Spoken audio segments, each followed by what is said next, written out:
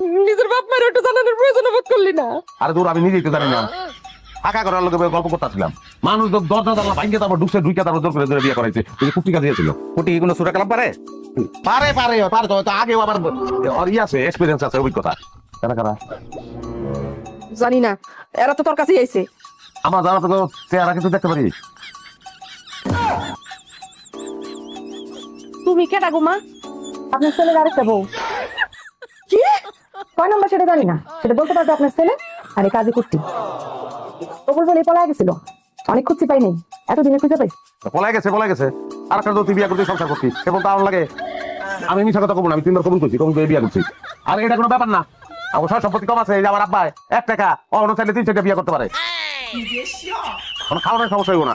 তোমরা দুজন থাকলে এক লগে থাকতে পারো। হ্যাঁ, আমার দিক থেকে কোনো সমস্যা নাই। আমি তোমরা রাজি? আমি রাজি। আমিও রাজি।